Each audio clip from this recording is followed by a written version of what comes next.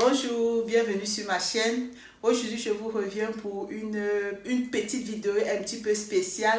Donc, je vais vous parler de 9 choses me concernant que vous ne connaissez pas. Donc, j'ai vu un petit peu ce genre de vidéo qui passait et je me suis dit pourquoi pas, ça serait intéressant. Ça vous permettra d'apprendre un peu plus de moi. J'espère que cette petite vidéo va vous plaire. N'hésitez pas à liker, à partager, surtout à vous abonner pour me soutenir. Et sur ce, on passe à la vidéo.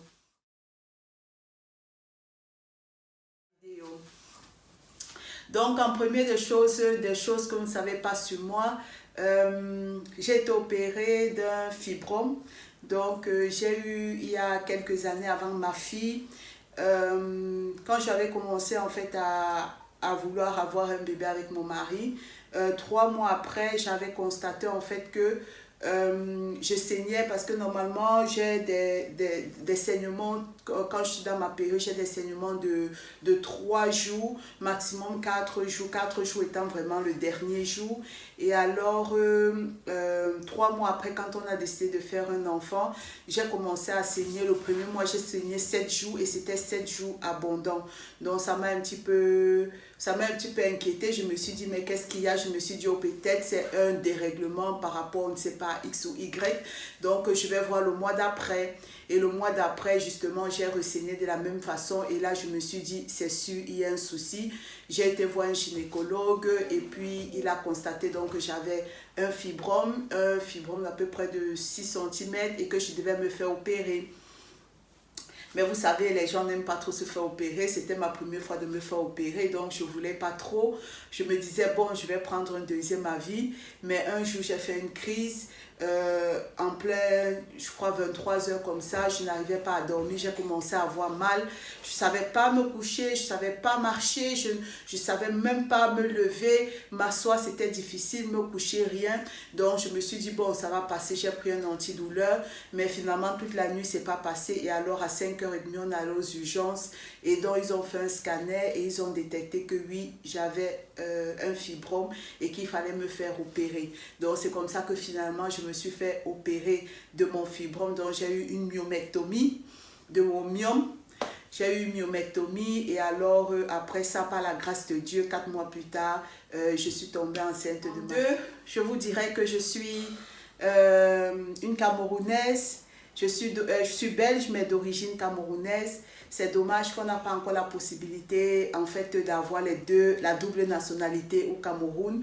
Donc pour le moment je suis belge mais d'origine camerounaise et j'espère que avec le temps ça se fera et que je pourrai avoir les deux nationalités.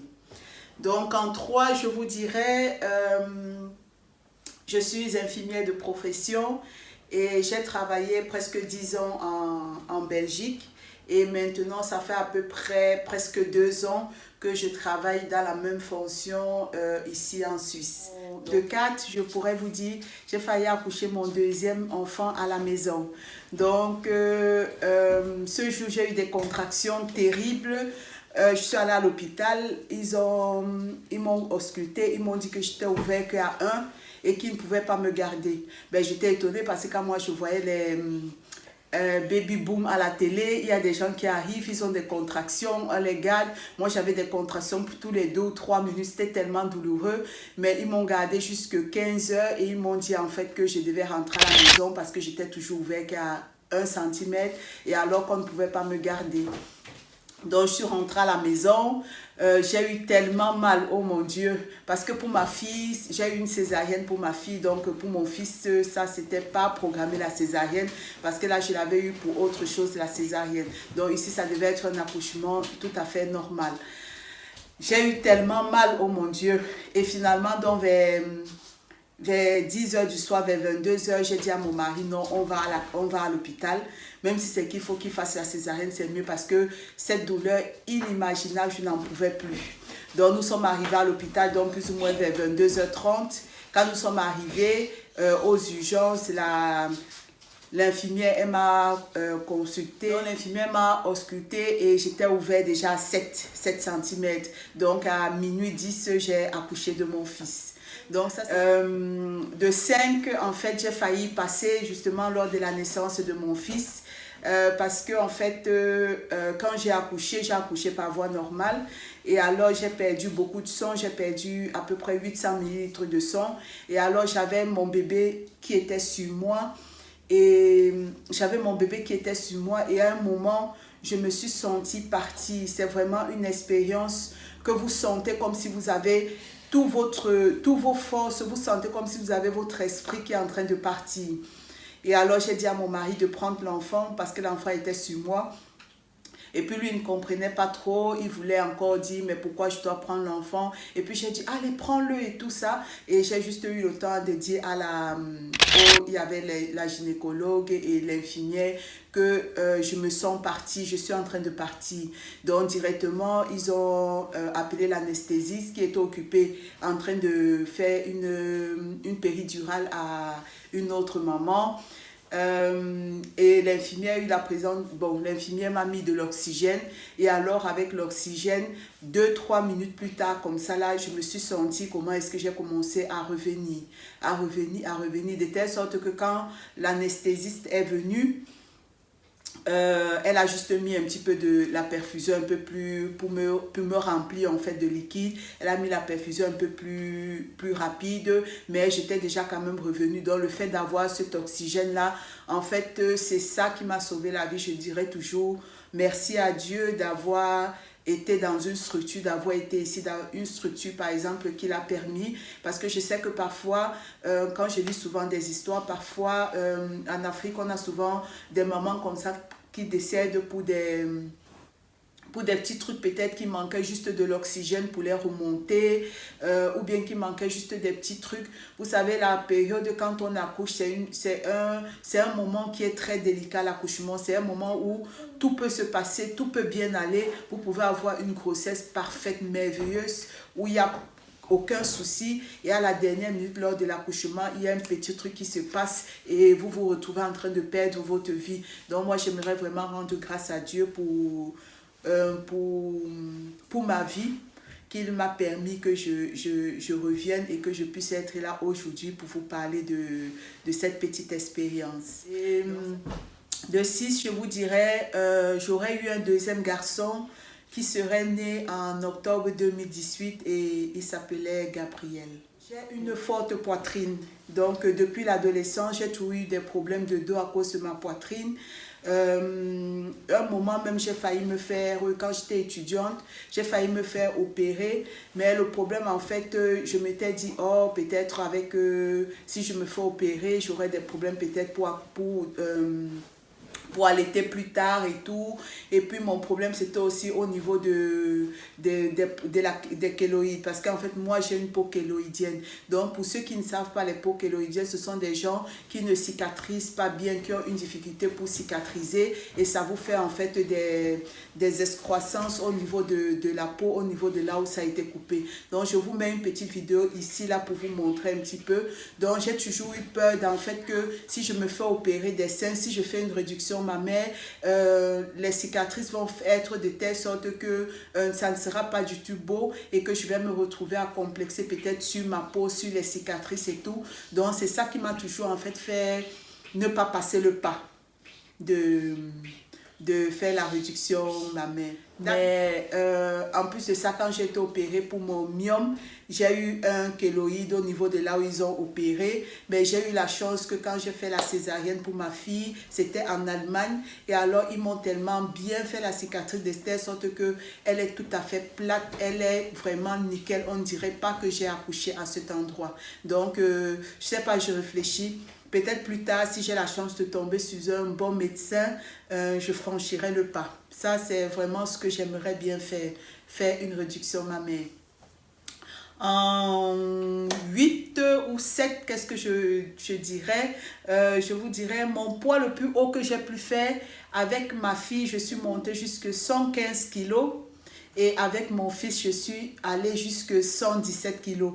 Mais heureusement, moi, quand je finis d'accoucher, je perds toujours automatiquement. Dès que j'accouche, je perds toujours automatiquement environ 10 kilos en fait. Donc, et puis après, même quand je reprends les kilos, ça c'est après. Mais sinon, dès que j'accouche, je perds toujours environ au moins ce 10 kilos. Je dirais, en 8, je dirais que j'ai fait beaucoup de régimes. Le régime que j'ai fait, qui m'a le plus fait perdre, ça c'était tout au début. La première fois que je faisais un régime, j'étais en Allemagne. Et alors j'avais une amie qui m'avait parlé d'un régime hyperprotéiné avec des poudres, des shakers et tout, qu'il fallait prendre. Elle m'a expliqué un petit peu le contexte. Et puis j'ai commencé à faire et en 2 semaines, j'avais perdu 5 kilos. Mais un jour, je me suis levée, j'ai eu des vertiges, j'ai failli tomber. Et alors, quand je lui ai posé la question, j'ai dit que mais j'ai eu des vertiges et tout, j'ai failli tomber. Elle m'a demandé, je ne prends pas de vitamines avec. J'ai dit non. Et puis, elle m'a dit non, il faut prendre des vitamines avec. Donc, c'est pour ça. Donc, et puis après, j'ai commencé à prendre les vitamines. Mais après les 2 semaines, j'ai eu un mariage, ça a été cassé et puis j'ai arrêté. Donc, je vous ai fait une vidéo sur ma chaîne, je vous la mets ici, où je vous parle en fait des vitamines que je prends. Parce que comme je vous disais, quand on a un processus de perte de poids, il y a des choses qu'on ne mange pas. Donc, dans les aliments, dans les boissons, on retrouve certaines vitamines ou bien certains électrolytes. Mais le fait que quand on fait un régime, il y a certaines choses qu'on ne mange pas, donc on peut se retrouver en carence de certaines vitamines, de certains minéraux ou quoi. Donc c'est pour ça que je vous ai fait une vidéo. Si jamais ça vous intéresse, vous pouvez aller voir. Je vous ai parlé des vitamines que moi je prends. Et donc, et pour finir, j'avais dit par rapport au régime, donc ça c'était le plus fort régime que j'ai fait. Donc, et puis j'ai tâté quelques petits régimes où je n'allais jamais au bout de ces régimes. C'est ça en fait qui a été toujours mon problème. C'est que je faisais plein de régimes. Dès qu'on parlait d'un régime, de quelque chose, toum, j'étais là. Dès qu'on parlait une tisane qui marche, toum, j'étais là. Dès qu'on parlait de quelque chose qui marche, j'étais déjà là. J'essayais toutes ces choses, mais en fait, je ne les faisais pas de manière sérieuse. Donc, je les faisais 1 semaine, 2 semaines et puis j'abandonnais. Donc, c'est pas ce qu'il faut faire. Sachez que ni les tisanes, ni les pilules, rien ne fonctionne vraiment si vous ne vous prenez pas en charge. Si vous ne prenez pas en charge votre alimentation, rien vraiment ne va fonctionner. Moi, maintenant, je me suis décidée à aller contre ces kilos. C'est vrai que je ne perds pas de manière spectaculaire, mais je perds au jour d'aujourd'hui, j'ai déjà perdu 10 kilos. Je continue de perdre tout doucement parce que ces kilos aussi, ce sont des kilos que j'ai emmagasinés depuis plus de 30 ans que j'ai ces kilos. Donc, ce n'est pas aussi des kilos. Vous savez, les kilos sont faciles à perdre lorsque vous les avez 2-3 ans. Ces kilos-là sont faciles à perdre. Mais des kilos comme mes kilos que je les ai depuis l'enfance, ce sont des kilos qui sont beaucoup plus difficiles à perdre. Mais ne vous inquiétez pas, je booste et puis je me tiens pour pouvoir perdre tous ces kilos pour moi-même, pour ma santé, pour mes enfants, pour que je puisse au moins les voir grandir. Et en dernier, je dirais le sport. Le sport, c'était quelque chose, j'étais une handicapée moi. Parce qu'il faut savoir que j'ai toujours eu de l'embonpoint depuis que je suis bébé. Quand on voit mes photos de 2 ans en montant, j'ai toujours eu de l'embonpoint. Et puis, je me rappelle, un de mes frères, il disait souvent, laissez-la quand elle va grandir, elle va s'affiner. Parce qu'il y a certains enfants qui sont gros quand ils sont petits et quand ils grandissent, ils s'affinent. Moi, je ne me suis jamais affinée, j'ai toujours un peu pris. Et alors, moi, le sport, j'avais horreur du sport. À l'école aussi, j'étais de toute façon, quand il fallait faire la résistance, ça c'est sûr et certain, j'étais dernière. Quand il fallait faire le saut à la corde, ça c'est sûr et certain, j'étais dernière. En tout cas, moi, je faisais le sport parce que je devais le faire parce que c'était obligatoire. Mais si ça n'avait été que moi, je ne l'aurais jamais fait. Et même ici, là, avant, même quand il fallait aller quelque part, si c'était quelque part à deux arrêts de bus, moi j'allais prendre le bus que de marcher par exemple les 2 arrêts de bus. Mais maintenant c'est différent. Aujourd'hui maintenant j'aime le sport, j'aime faire du sport. C'est vrai qu'il arrive que parfois, pas à cause soit du travail ou bien des des raisons familiales, je n'arrive pas à faire le sport. Mais le sport, c'est vraiment quelque chose, si vous voulez perdre le poids, c'est vraiment quelque chose qui va vous aider pour être même en forme et tout. Donc, n'hésitez pas à pratiquer au moins 3 fois par semaine une activité sportive. Même si ce n'est que la marche, 30 minutes de marche par jour, c'est quelque chose vraiment qui va vous aider. Ne serait-ce que déjà pour votre propre santé et aussi pour votre propre santé et aussi si vous voulez perdre le poids, ça va vous aider. Ça ne fait pas tout le sport, mais ça va grandement vous aider. J'espère que vous aurez aimé cette petite vidéo de 9 choses sur moi que vous ne connaissez pas. Si jamais vous avez des questions par rapport peut-être à des... Parce que je sais qu'il y a des gens qui posent souvent des questions par rapport à des fibromes, des myomes, des trucs comme ça. De toute façon, si vous avez des questions par rapport à une thématique que j'ai évoquée dans cette vidéo, n'hésitez pas à mettre en commentaire. Je réponds à tous les commentaires. Donc, sur ce, j'espère que vous aurez aimé cette toute petite vidéo. N'hésitez pas de mettre des likes, ça compte. Pour me soutenir, n'hésitez pas à vous abonner. Et sur ce, je vous fais de gros bisous et je vous dis à une prochaine vidéo.